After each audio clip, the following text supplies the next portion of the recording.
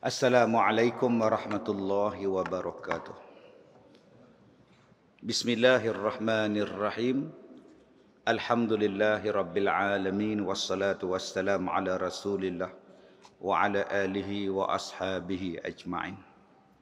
Qala Allah Ta'ala fi kitabihil aziz. A'udzu billahi minasy syaithanir rajim. Tilkar rusulu faddalna ba'dahum ala ba'd. Minhum man kallamallah wa rafa'a ba'dahum darajat. Alhamdulillah, kita sambung muka surat yang ke-18 Bahrul kitab Muhimmah fil Ilmil Hadis, muka surat yang ke-18.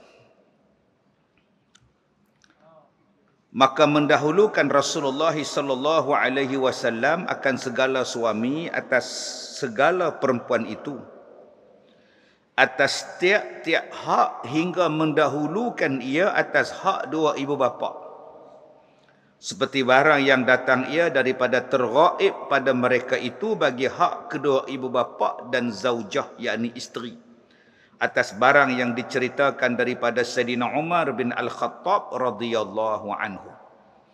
Baik, di sini timbul masalah, persoalan kepada kita.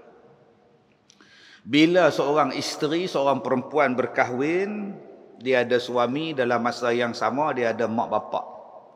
Jadi mana satu nak kena taat ni ustaz? Suami kah kepada mak bapak kah? Yang ni banyak jadi pertikaian, perselisihan. Dia kata yang mak ni ustaz, mak bapak ni syurga di bawah tapak kaki ibu. Bila berkahwin, berpindah pula, syurga itu di bawah tapak kaki suami. Ada juga yang kata macam tu. Yang pertama tuan-tuan, hadis berkenaan dengan al-jannatu tahta aqdamin ummahat itu bukan hadis yang sahih. Syurga di bawah telapak kaki ibu. Hadis yang itu, ada yang kata hadis itu matruk, hadis itu ditinggalkan. Tetap ada yang kata hadis itu dhaif. Syurga di bawah tapak kaki ibu itu hadis dhaif. Tetapi walaupun hadis dhaif, ada satu hadis yang sahih. Ceritanya yang sama, isi kandungan yang sama, iaitu hadis daripada Muawiyah bin Abi Juhamah. Dia datang jumpa dengan Nabi SAW. Dia kata, ya Rasulullah, aku ni nak perang jihad. Izinkanlah aku nak perang jihad. Aku pun nak perang juga. Kata Nabi, kamu ada mak tak? Dia kata, ada. Saya ada mak. Nabi kata, pergilah. Baliklah engkau. Pergi balik. Pak siapa? Pak saya Nabi sebut, fa innal jannah tahta rijlaiha. Sesungguhnya syurga itu di bawah tapak kaki ibu engkau. Itu hadis sahih. Jadi hadis yang hak mula-mula hak selalu kita dengar tu, syurga di bawah tapak kaki ibu tu, yang tu kita tak tepi ustaz tu. Tetapi hadis yang sahihnya ada, iaitu syurga di bawah tapak kaki mak kamu. Maka kalau ada orang kata, apa ni syurga ni tinggi, syurga ni makam dia tinggi, syurga martabat dia tinggi, apa letak-letak di bawah kaki pula ni? Kaki ni rendah. Orang ni tak mengaji hadis. Yang kata syurga di bawah tapak kaki mak tu bukan saya, bukan ustaz. Yang kata tu Nabi. Nabi kata di bawah tapak kaki mak. Bawah tapak kaki mak, maksudnya ialah kemuliaan, maksudnya ialah ketaatan, maksudnya ialah kena buat baik dengan mak bapak, baru kau nak dapat syurga. Sama dengan ayat Al-Quran, wa qada rabbuka alla ta'budu illa iyyahu wa bil walidaini ihsana. Allah pesan kepada kita supaya jangan kita ni buat syirik pada Allah dengan sesuatu pun. Sembahlah Allah, jangan syirik. Kemudian kata Allah, berbuat baiklah kamu pada mak bapak kamu.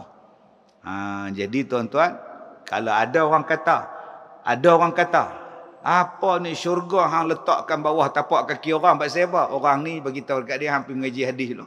Banyak lagi hadis, banyak lagi cerita ni. Ada satu hadis yang sahih pun yang Nabi sebut pada Muawiyah, pergi baliklah jaga mak kamu, tak payah kamu pergi perang. Syurga tu di bawah kaki mak kamu, itu ada hadisnya. Baik, tuan-tuan yang saya hormati. Persoalannya, bila dah jadi isteri orang, adakah tak payah jaga mak bapak dah? Kena taat pada suami 24 jam. Ni persoalan ni. Saya cakap yang kedua.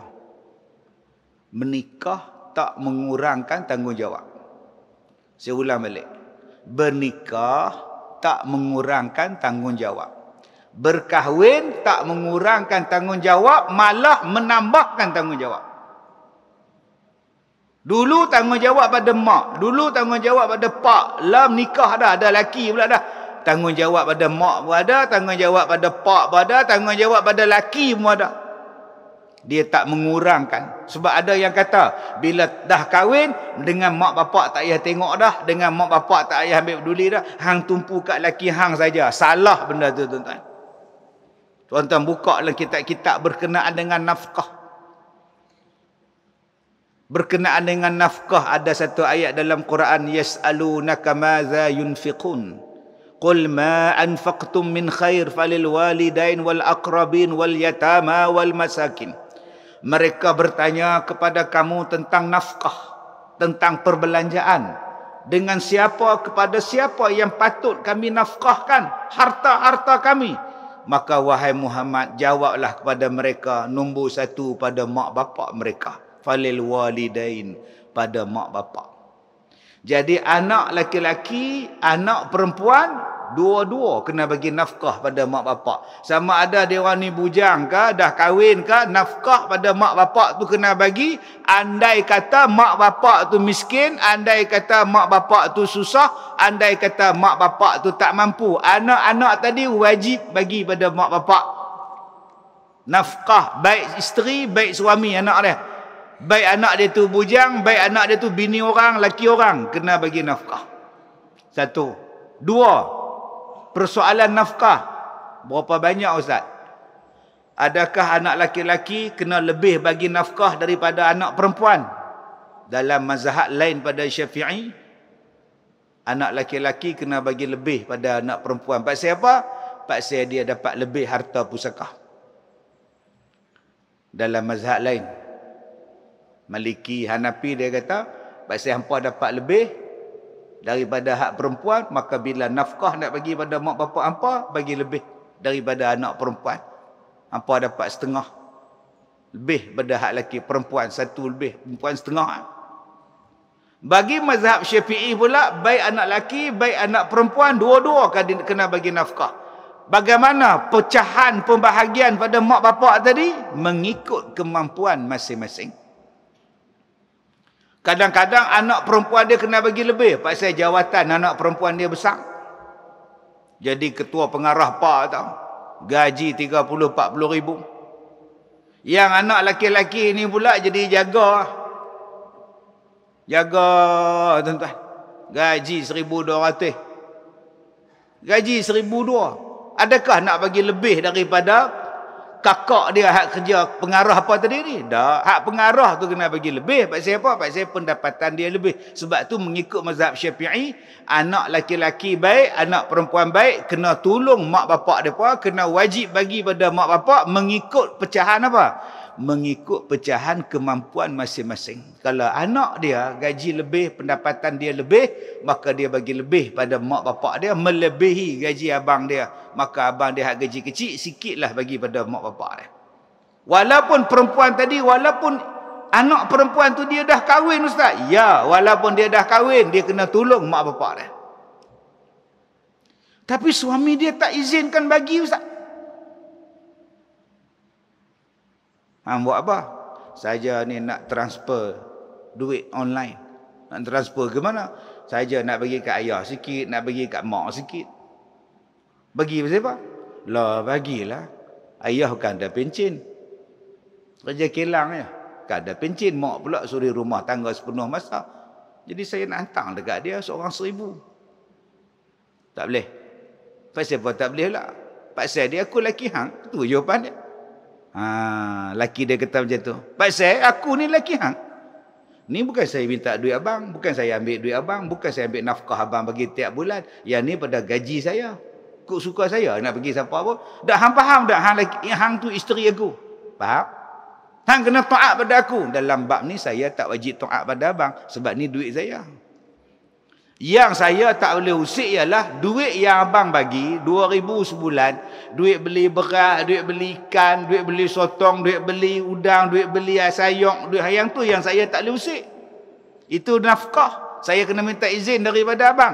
Yang ni duit saya. Saya ni cikgu sekolah. Nama saya Cikgu Murni. Saya nak bagi pada mak bapak saya. Itu hak saya. Jadi tak timbullah masalah. Sebab dalam syarak kata, walaupun kamu tu dah isteri orang, kamu mampu pula nak bagi pada mak bapak kamu, bagi. Tapi kalau suami larang, tak wajib taat pada dia. Dalam bab itu, tak wajib taat kepada suami dalam bab memutuskan silaturahim dengan keluarga si isteri. Okey Ustaz, bagaimana pula kalau suami melarang isteri ziarah mak bapak dia? Dia tak bagi balik kampung. Dia tak bagi ziarah mak dia sakit, bapak dia sakit. Macam mana cerita tak? Baik, tuan-tuan yang saya hormati ni yang dalam kitab ni. Kita nak baca ni cerita ni.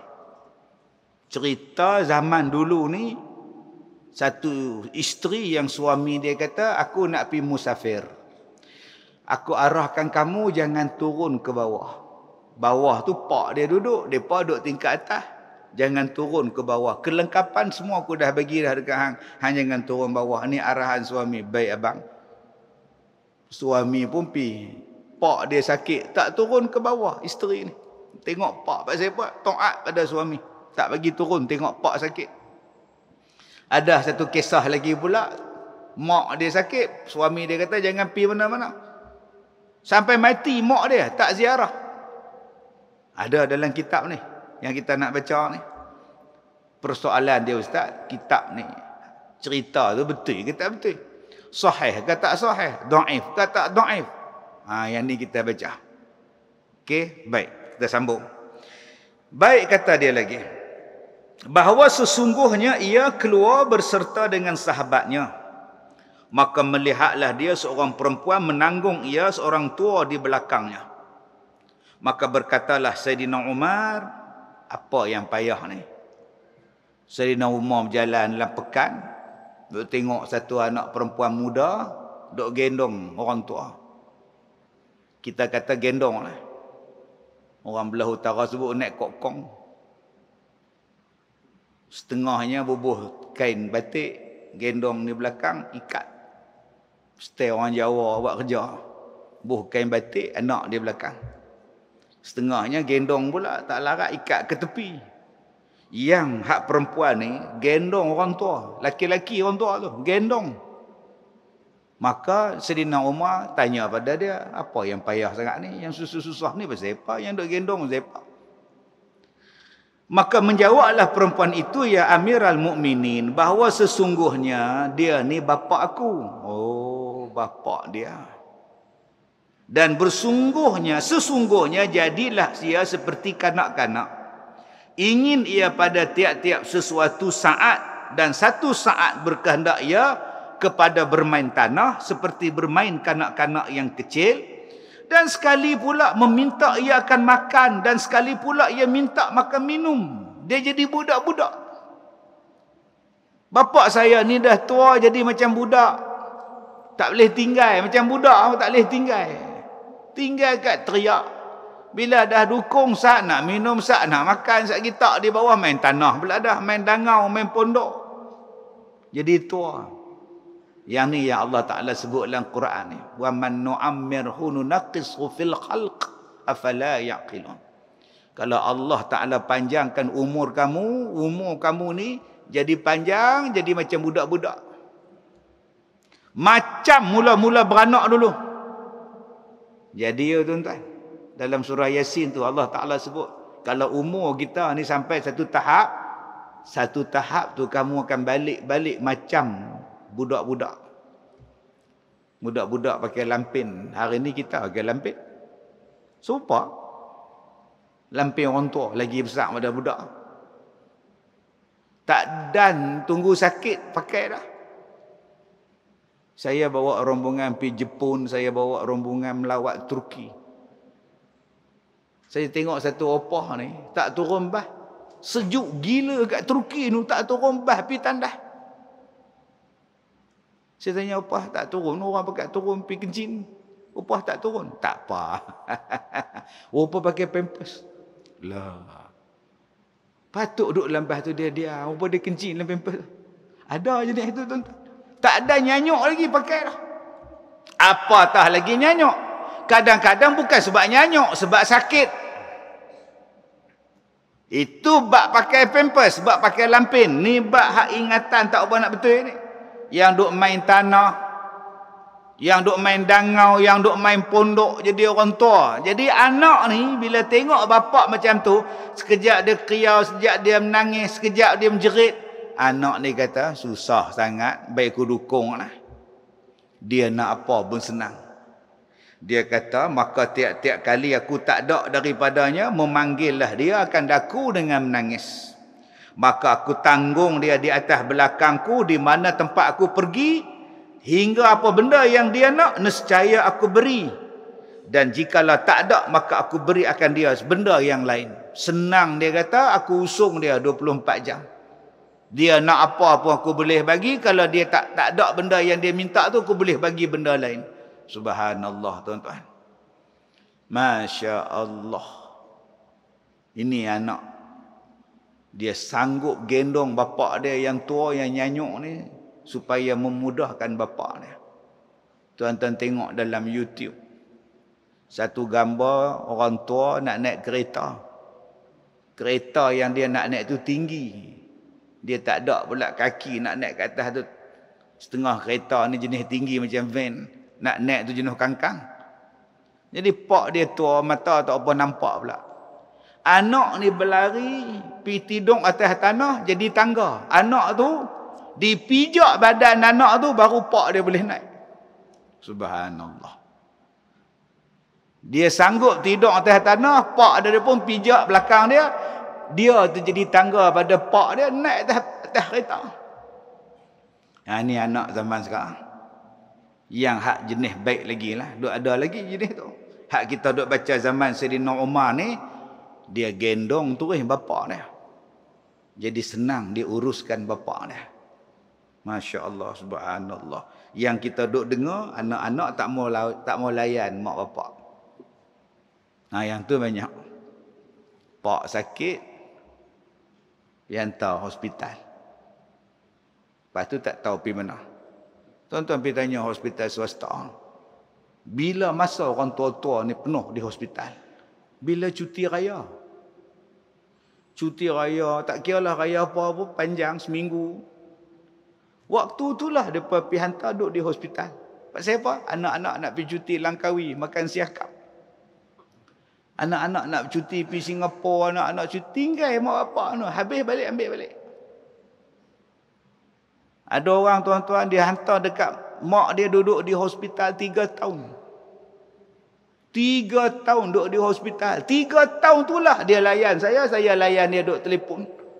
Tuan-tuan boleh bayang tak satu orang tua kaki mengaji, kaki semayang, semua yang ada tiba-tiba anak kata mak duduk hospital, kami bayar berapa ribu.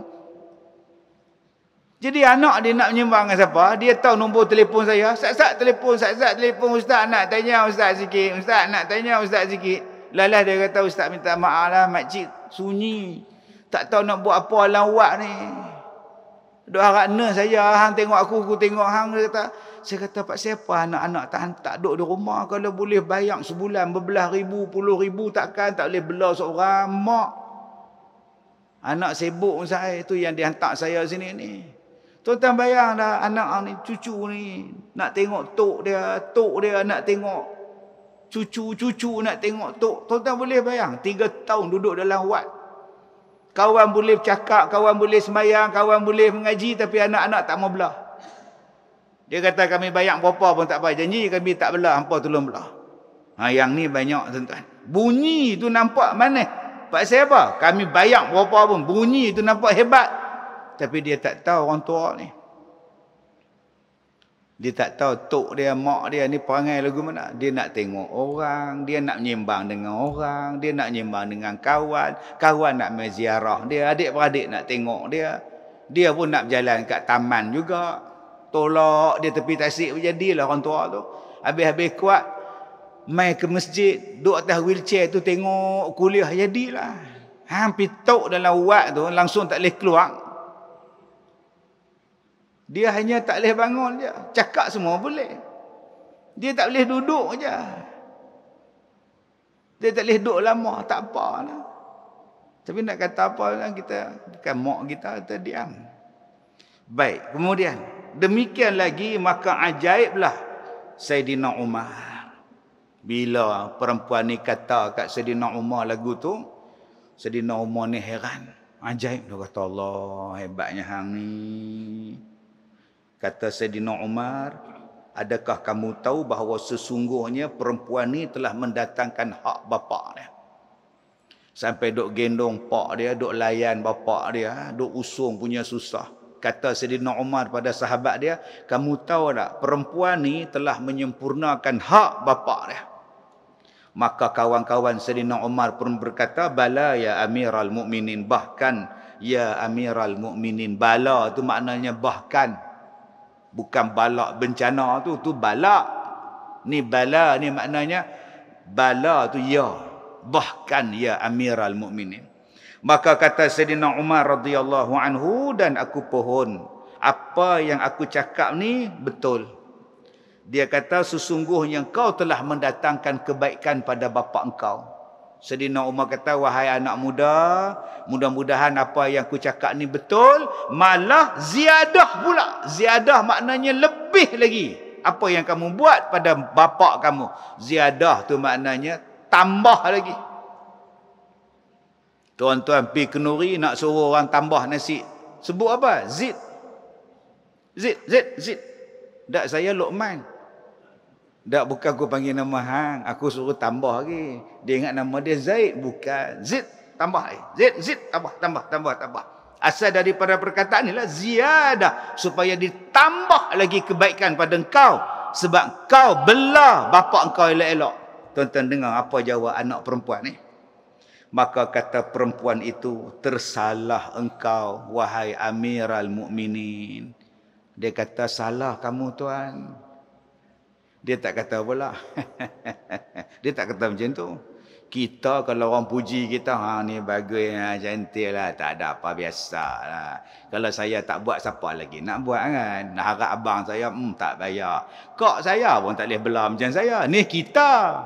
Hak perempuan ni pula dia kata apa? Salah kamu, wahai Amiral Mukminin. Tak betul apa kamu cakap. Tenganga Sayyidina Umar. Tak betul apa duk gendong bapa yang tua. Tak betul apa duk dukung bapa. Bagi makan kat bapa. Apa pak nak buat tak betul. Tang mana? Kata perempuan tadi, kerana belum lagi aku bayarkan hak bapa aku. Apa dia hak dia? Sesungguhnya adalah bapa aku pelihara akan daku. Daripada aku kecil sampailah dia tua. Dia bela aku. Dan berdirilah ia dengan segala asbabku. Aku sakit, dia berdiri. Aku nak pergi sekolah, dia berdiri. Aku nak ni, dia nak. Aku nak benda ni, dia berdiri pergi kerja. Bapa aku ni buat semua untuk aku. Dan berkhidmat dia akan daku. Dia bagi bilik kat aku, dia bagi rumah, dia bagi pakai, dia bagi makan, dia bagi minum. Ni bapa aku. Dan dia mencita-citakan akan daku. Kok nak jadi cikgu ke, nak jadi doktor ke, nak jadi engineer ke. Bapa aku yang mencita-citakan pada aku. Dan enggan dia daripada mati aku. Kalau aku sakit, bapa aku sanggup buat macam-macam. Janji aku sihat. Kalau nak derma buah pinggang, bapak sanggup. Derma mata pun bapak sanggup. Kalau boleh anak ni aku tak mau mati, kata bapak.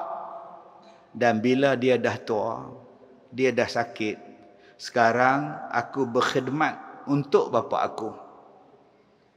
Sekarang aku berdiri memelihara bapa aku.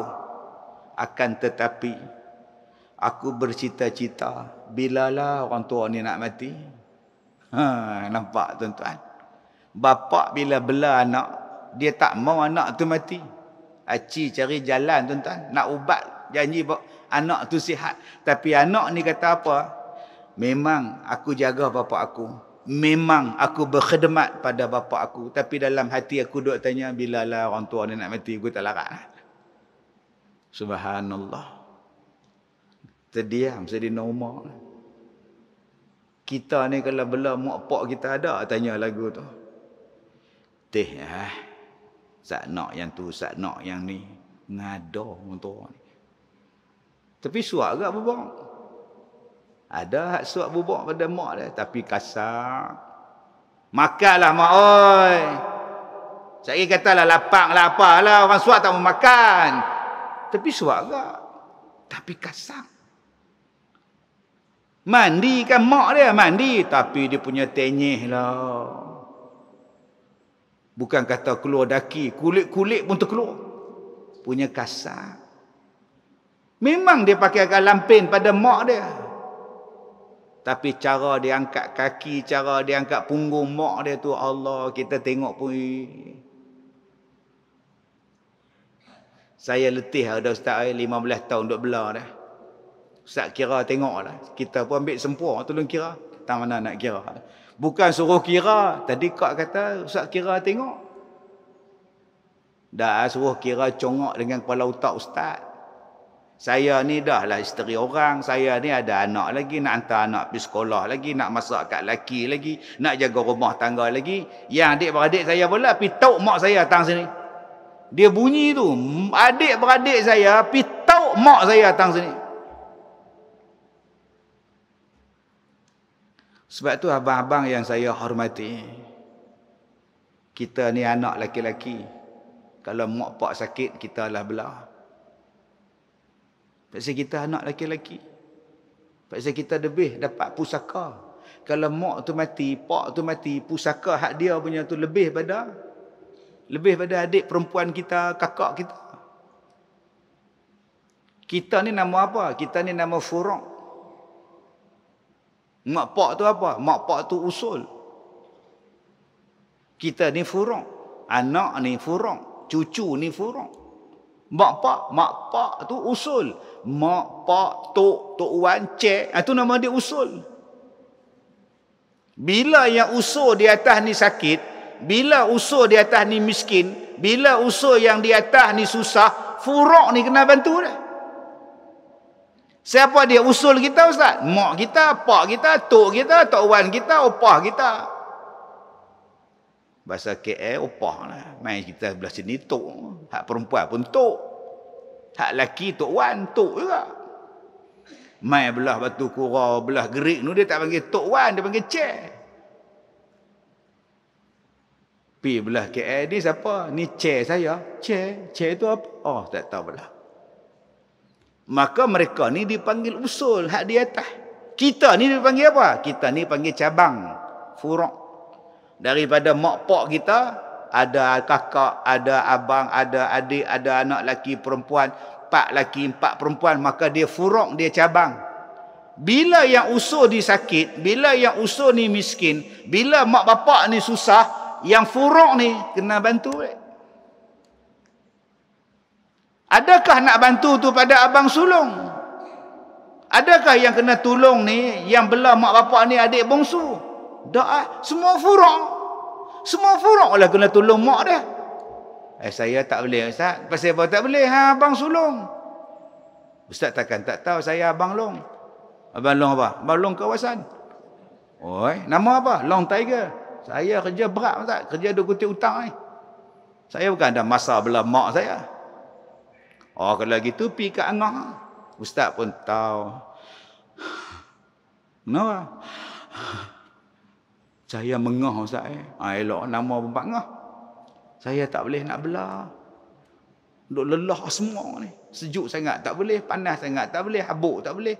Tambah mak saya ni pula kena aircon 24 jam. Tak ada aircon tak boleh tidur. Saya tak boleh aircon ustaz. Saya mengah. Saya tak boleh belah mak saya. Oh, kalau tu pergi Mak Lang. Mak Lang kata bukan Mak Lang tak nak belah. Siapa pula? Ni Mak Lang pun bini orang. Mak Lang pun tumpah laki Mak Lang tu, kata buat main mak sini lagi, laki Mak Lang kata apa pula. Tu kata dia pun bukannya kerja apa sangat, duk bawa lori lagi. Tak tahulah. Mak Lang boleh lah belah, tapi Pak Lang tu lah berat sikit lah. Tak apalah, kita pergi kat makcik. Macam mana makcik boleh tengok mak? Kak cik bukan apa, kak cik sambung ni further study.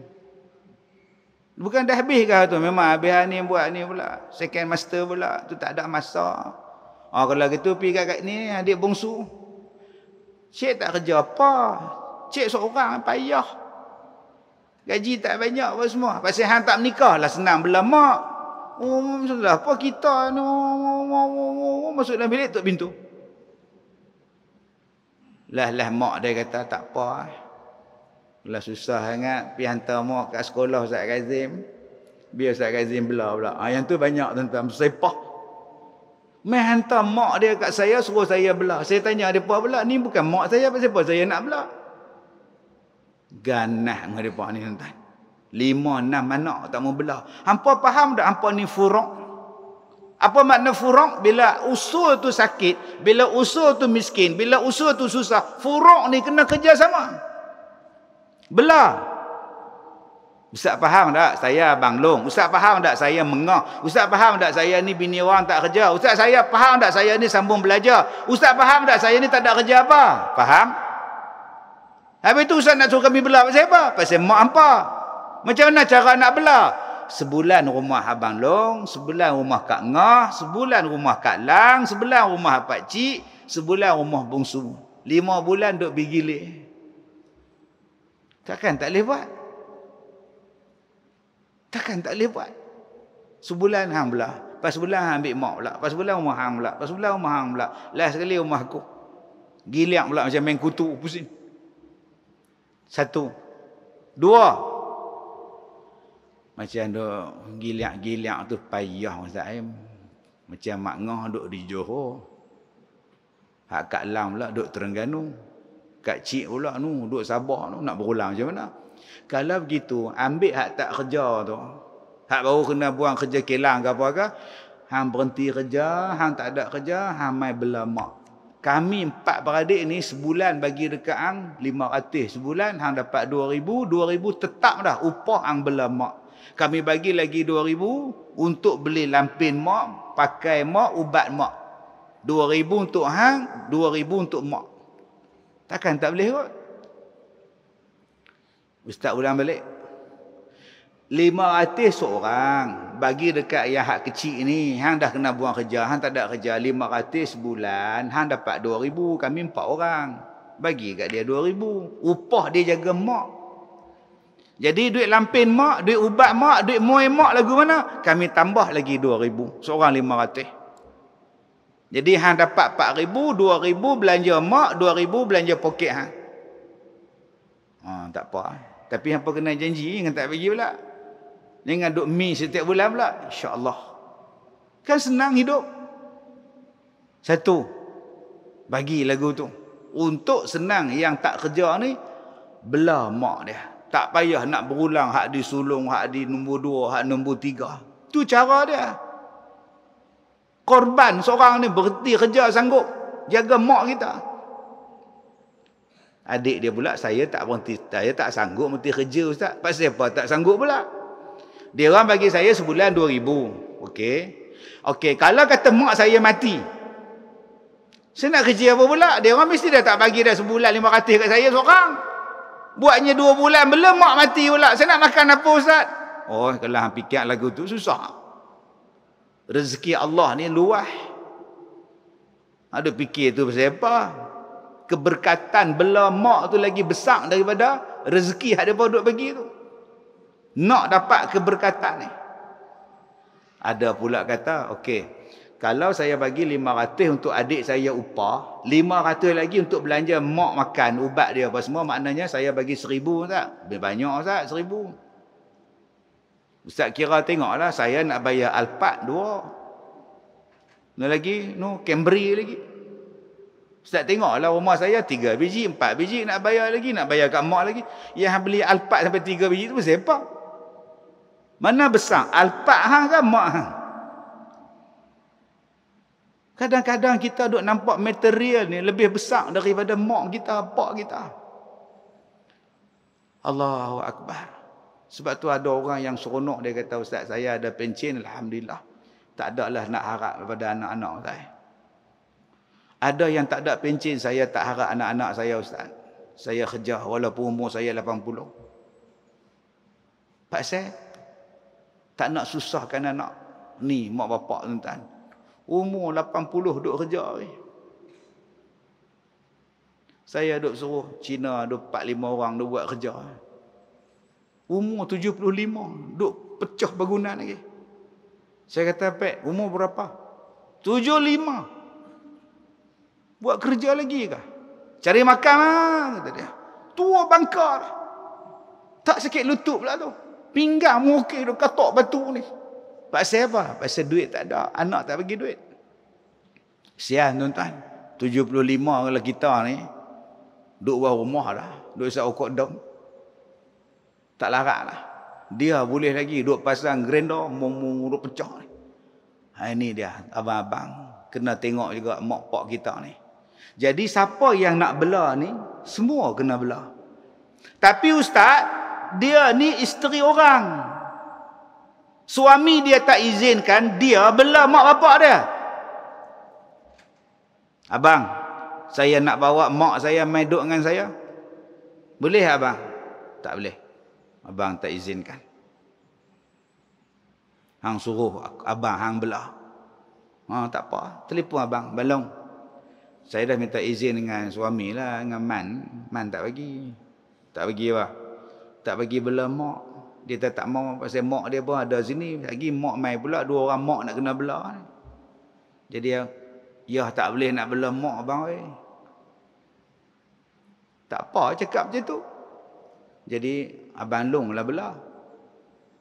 Pasal apa boleh? Pasal ada lagi adik-beradik dia yang boleh bela mak dia. Maka ikutlah cakap suami tadi. Aku tak izinkan hang bela mak hang di rumah aku. Pasal apa?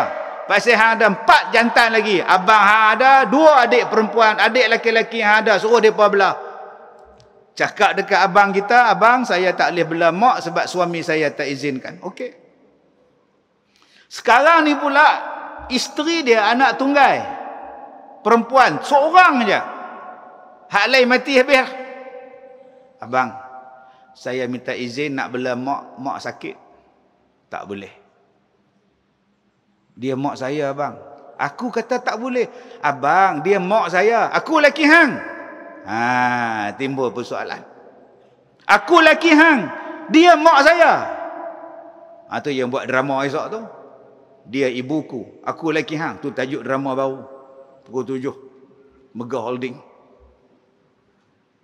Maka suami tadi tak bolehlah halang isteri dia bela. Sebab tak ada siapa yang boleh bela mak dia dah.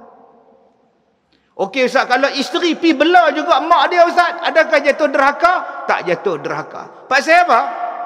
Pasal dah tak ada orang lagi yang boleh bela mak dia. Berdosa dah isteri tadi keluar daripada rumah pi jaga mak dia Ustaz? Tak berdosa. Tapi suami dia kata hang nusyus. Biar dia kata hang nusyus. Tak berdosa. Pasal apa? Pasal tak ada orang lagi dah yang boleh harap untuk bela mak dia. Kerana adanya ayat dalam Quran, wabil walidaini ihsana. Hendaklah kamu berbuat baik pada mak kamu, mak bapak kamu. Tapi perintah suami ustaz dia tak bagi. Tinggalkan perintah itu. Sebab itu nak keluar daripada rumah suami mesti minta izin suami. Seperti apa? Nak keluar pergi mana-mana lah akak-akak. Nak keluar daripada rumah, nak berjalan ke, nak pergi kedai ke, pergi rumah Kak Gayah ke, pergi marhaban ke apa ke, minta izin suami. Abang, petang saat lagi saya nak pergi rumah Kak Gayah. Kak Gayah tu buat meniaga kerepek. Dia minta tolong potong pisang tak? Sekali dia bagi lah upah. Pi lah. Pi. Tapi kalau suami kata, jangan pi. Macam hang ni tak makan, duk gatai nak minta upah. Pasal apa? Duk rumah. Tu sapi. Satu. Minta izin sebab nak pergi masjid. Abang, malam ni di Masjid Abdullah Fahim, Ustaz Datuk Samsuri main mengajar. Saya nak minta izin malam ni mengaji bab akidah. Tak boleh. Pasal apa tak boleh? Aku kata tak boleh, tak boleh. Bodoh pasal apa? Aku tak boleh, tak boleh. Pasal saya bodoh lah, saya minta izin nak pergi mengaji. Kalau saya pandai, saya mengajar Ustaz Samsuri pula. Maka pada masa itu haram suami dia tegah. Tak boleh tegah. Pasal apa? Pasal suami tak mengajar isteri. Tapi kalau suami tu dah mengajar isteri, semua bab dia mengajar dah. Hang tak payah pergi lah. Hang pandai dah. Cukup lah. Aku dah ajak. Maka isteri tak payah keluar. Tapi kalau suami tak ajar, suami langsung tak ambil peduli, jahil si isteri. Isteri tadi tetap pergi mengaji. Walaupun dilarang, maka tak berdosa si isteri. Yang berdosa si suami sebab larang. Yang ketiga, isteri keluar daripada rumah tak minta izin daripada suami. Sebab apa? Pergi tengok mak dia yang sakit, ziarah bapak dia yang sakit, yang dalam keadaan nazak, susah lah. Dan suami tak bagi pergi. Maka dalam kitab dia sebut, tiada harus suami tadi melarang. Tiada harus. Dalam setengah dia kata makruh. Ada yang kata haram. Sebab membawa kepada memutuskan silaturahim antara isteri dengan mak bapak dia. Tapi ustaz ni dalam kitab ni dia sebut, yang isteri tadi mak dia sakit, tetap dia tak keluar rumah sebab taat pada suami dia. Kita bincang tengok taraf hadis tu nanti. Kita tak sampai lagi bab tu. Jadi tuan-tuan yang saya hormati, kita sebagai suami memanglah kita ada hak atas isteri kita. Tapi kena bijak pandai. Sebab tu saya kata banyak kali dah, yang mana nak cari jodoh untuk anak perempuan dia, cari laki-laki yang bijak, cari laki-laki yang bagus agamanya. Sebab banyak terjadi kes suami memutuskan silaturahim isteri dan mak bapak isteri. Sebab apa? Kes yang saya sebutkan tadi. Hang jangan balik rumah mak hang. Hang jangan bela bapak hang. Hang jangan bagi duit pada pak hang. Hang jangan peduli pada mak pak hang. Pasal apa suami ni larang? Dia larang sebab dia jahil. Maka dengan sebab dia larang benda tu, isteri pun tak pergi, putus silaturahim isteri dia dengan mak bapak dia. Jadi abang-abang yang mana ada anak dara ni, pilih elok-elok lah hak menantu kita.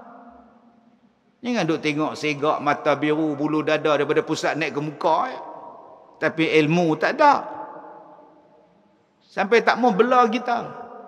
Kita duk telefon, lihau, pak hang sakit ni baliklah. Lihau, baliklah lihau, pak hang teruk dah nu. Tak balik. Mau nak balik lagu mana? Abang Bidin tak bagi balik. Minta lah dekat dia, minta. Dia kata tak boleh. Mati bapak dia. Lihau, pak hang tak ada lah. Tak apa mak, malam ni kami balik. Kepala otak hang. Waktu sakit hang tak boleh balik. 4 kali aku telefon, baliklah pak hang sakit. Baliklah pak hang teruk dah. Baliklah pak hang duk tengok atas dah. Baliklah pak hang nazak. 4 kali hang kata tak boleh. Abang Bidin tak bagi. Bila kata pak hang tak ada ahli hal, tak apa mak tunggu saat malam ni kau kami balik. Saya kalau jadi mak dia kata kepala otak hang. Waktu hang boleh minta maaf hang tak balik. Waktu hang bercakap boleh bercakap dengan ayah tu, ayah saya minta maaf ayah saya minta maaf ayah, boleh lagi. Hang tak mau balik. Lah ni ayah hang dah keras dah. Cakap apa tak boleh dah, hang baru nak balik. Kalau saya jadi mak dia, tak usah balik leha. Mak tanam lah. Lah, sampai hati mak tak tunggu cek. Kalau tunggu cek ada duit tak apa agak, cek kosong nak buat apa?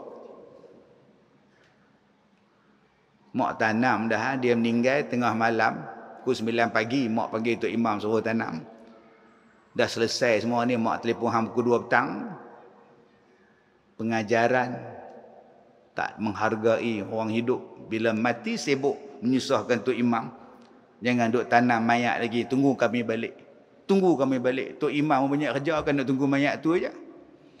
Baik, kemudian dan telah mengeluarkan oleh Ahmad daripada Anas, telah berkata Ahlul Bait daripada Ansar, ada bagi mereka itu menerangkan mereka itu akan air hingga katanya, maka tak kala memandang unta kepada Rasulullah sallallahu alaihi wasallam, nescaya berhadaplah ia kepadanya hingga tersungkur ia, hal keadaannya sujud unta itu di hadapannya.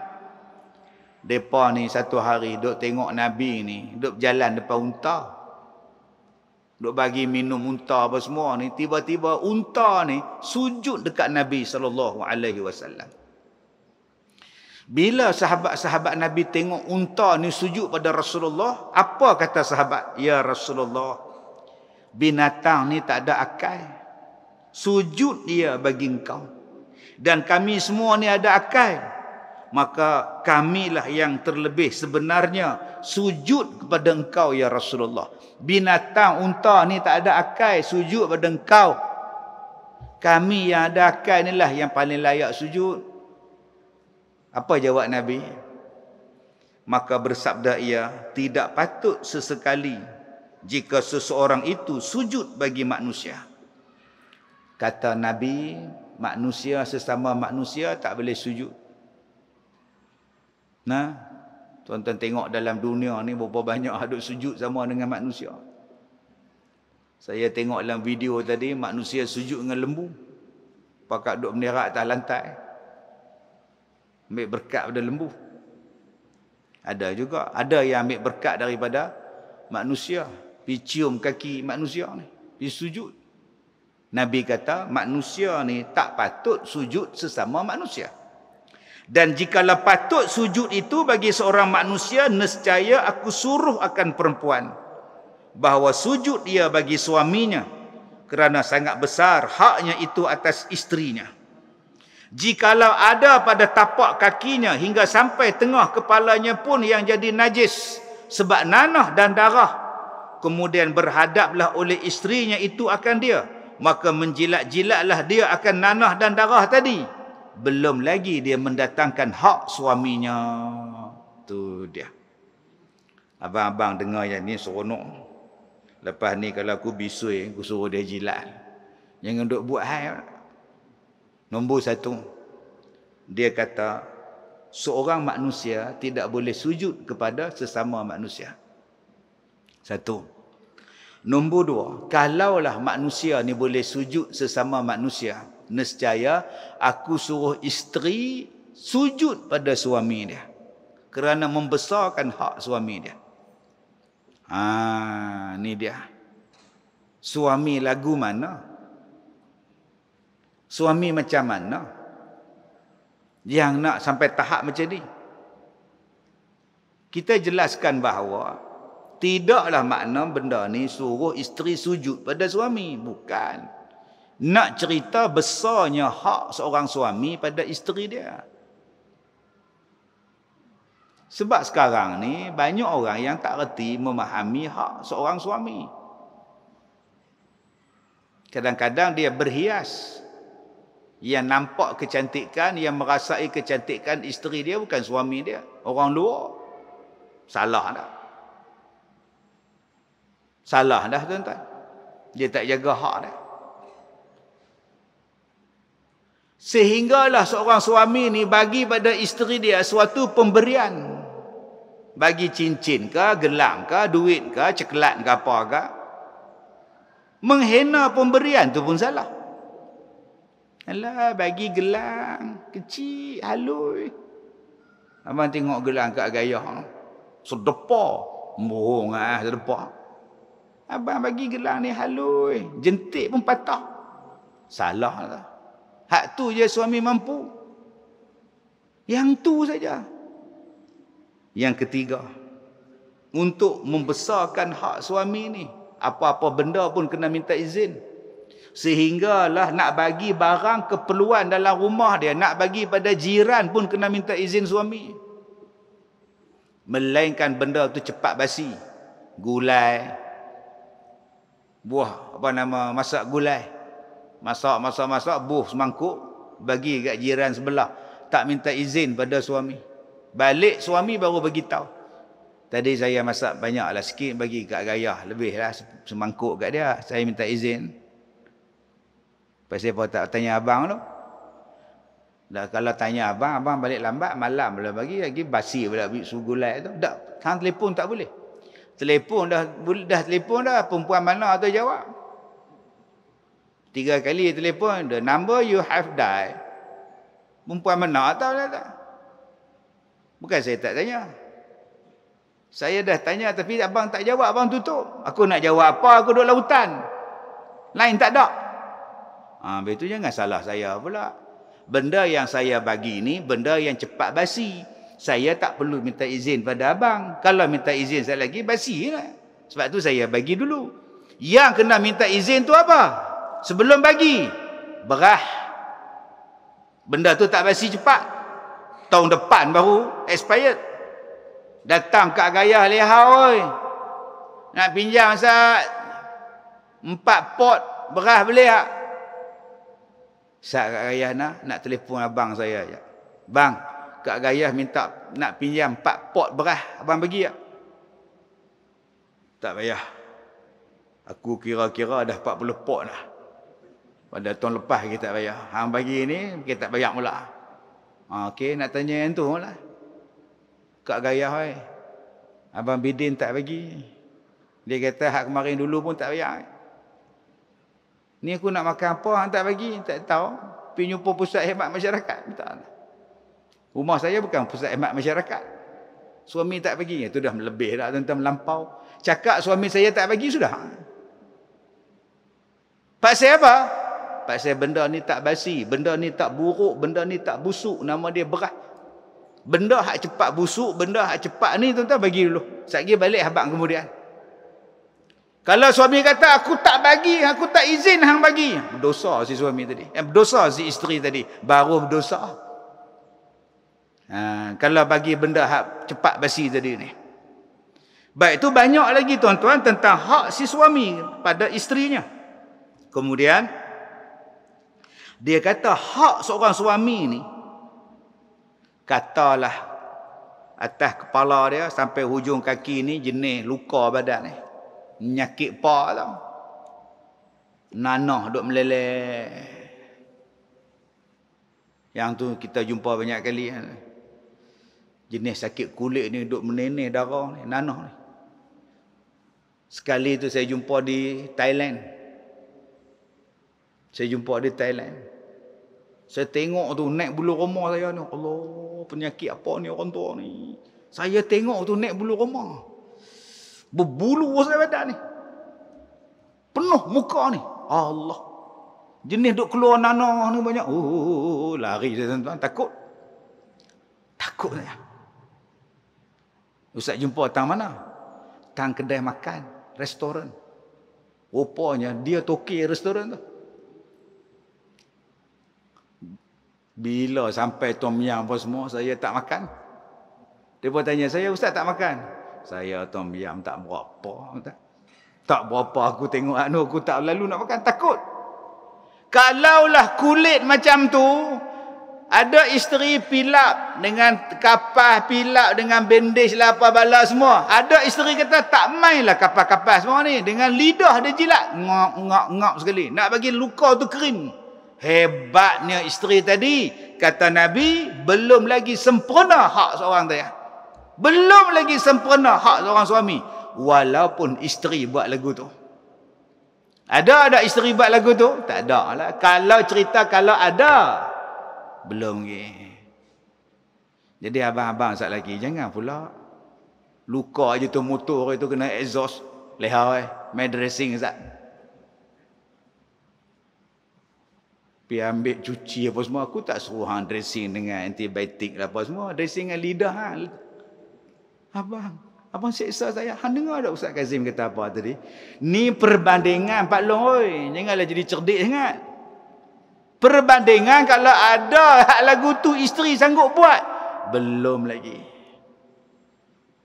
Sebab tu kita tak payahlah. Kita tengok satu isteri bukakan stokin suami dia, masuk dalam Facebook, masuk dalam TikTok. Sekali laki nak pergi kerja pakai stokin, suami balik kerja buka stokin. Ada yang kata, alah macam dia seorang lelaki. Macam dia seorang belah lelaki dia. Tu saya kata, apalah tuan-tuan.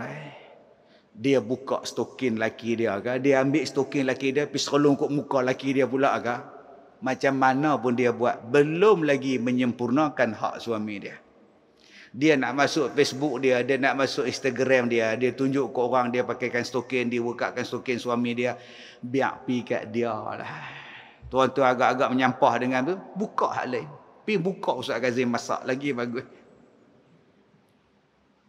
Kita tak usah kata apa. Tu laki dia, tu isteri dia, biar pi lah. Selagi mana tak haram tak apa.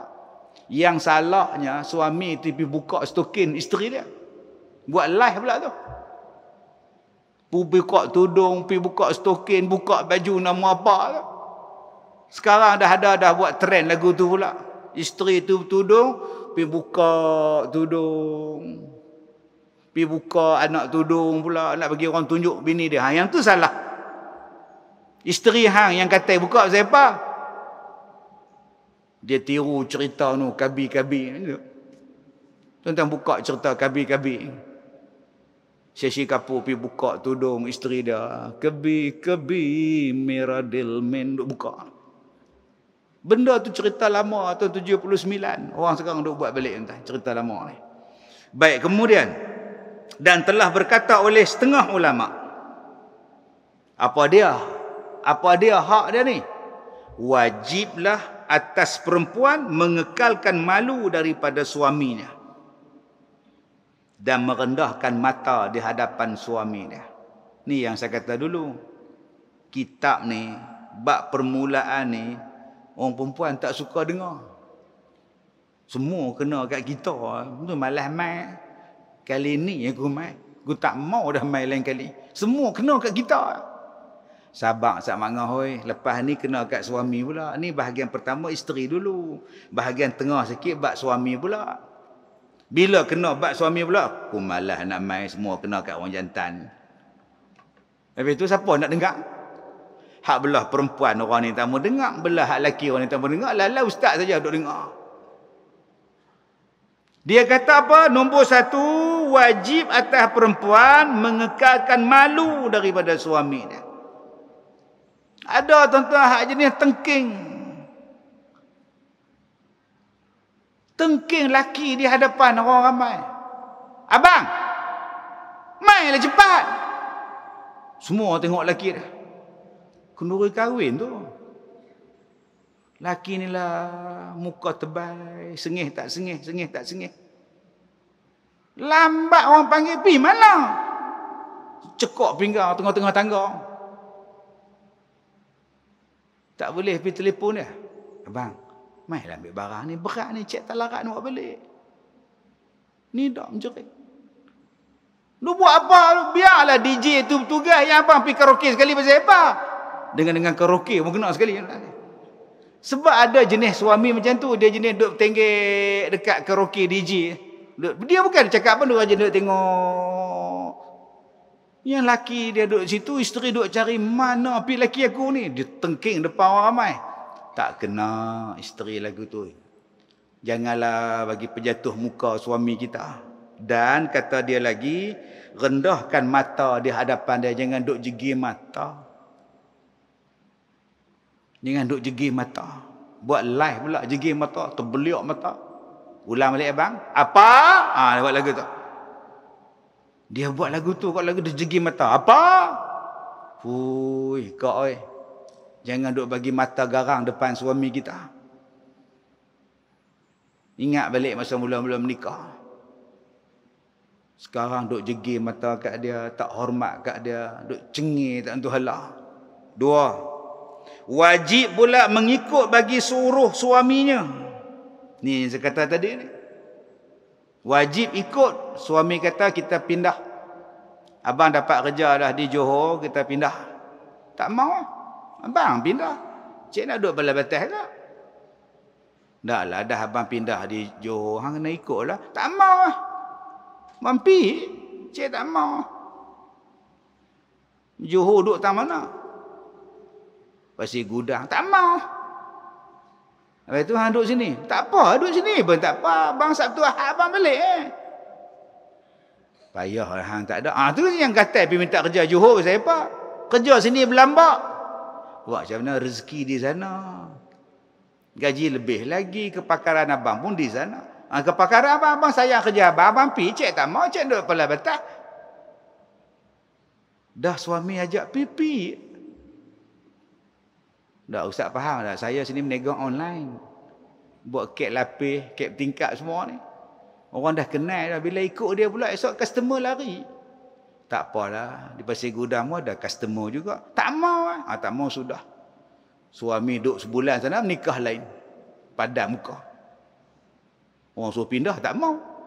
Bila lelaki menikah lain, bawa gunting pula pergi hambat lelaki dia. Bukan gunting, kata. Kata dia bawa. Yang lelaki hang duduk sana, hang tak mau ikut dia. Bila suami ajak, pi. Dulu dah saya bagi petua pada orang perempuan. Macam mana nak mengelakkan suami menikah lain. Nombor satu, suami pi mana pun ikut. Dia tak ada masa menikah lain. Selain daripada tak ada masa pening kepala. Abang nak pi mana? Pi dengar ceramah Ustaz Kazim tak? Ikut. Jom. Pi mana abang? Ni perkenal Cakutiau. Ikut. Ni aku pi mana pun ikut. Jom. Bila masa dia nak nikah lah. Abang nak pergi mana? Tengok mak Ustaz. Ikut. Abang pergi mana abang? Mancing Ustaz. Ikut. Habis. Abang nak pergi mana abang? Kerosos. Ikut. Aku nak kerusus buat nak ikut. Ikut juga. Berapa hari? 5. Nak ikut. Duduk diam-diam lah. Abang kursus jabatan ni. Nak ikut juga. Sampai KLA. Dia tengok isteri dia ada. Buat beg. Abang. Astaghfirullahalazim. Tak ikut dah. Tak nikah dah.